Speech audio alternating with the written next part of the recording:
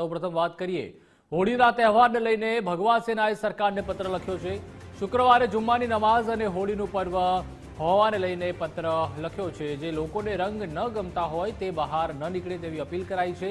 સંવેદનશીલ વિસ્તારોમાં ખાસ પોલીસ બંદોબસ્ત ગોઠવવામાં આવ્યો છે। હોળીનો પર્વ કોઈ કારણથી ન બગડે તે ધ્યાન રાખવા પણ અપીલ કરાઈ છે। સરકાર પૂરતી સુરક્ષા વ્યવસ્થા કરે તે માટે પણ અપીલ કરાઈ છે। યુપી સરકારની જેમ જ ગુજરાત સરકાર નિર્ણય લે તેવી માંગ કરી છે। અમદાવાદ, ખેડા, વડોદરા, હિંમતનગરમાં ખાસ સૂચના અપાય તેવું ભગવા સેનાએ જણાવ્યું છે।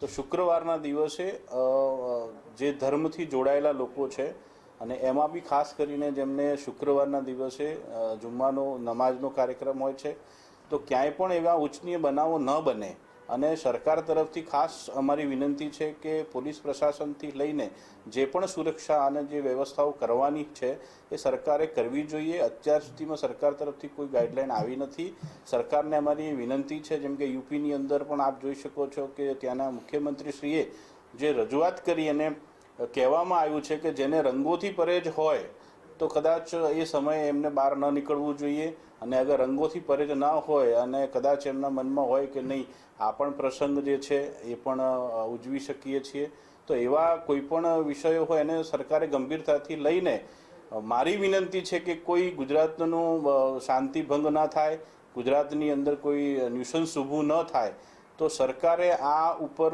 હજી સુધી જે કોઈ કાર્યવાહી ન કરી હોય તો સરકારે ધ્યાનમાં લેવું જોઈએ।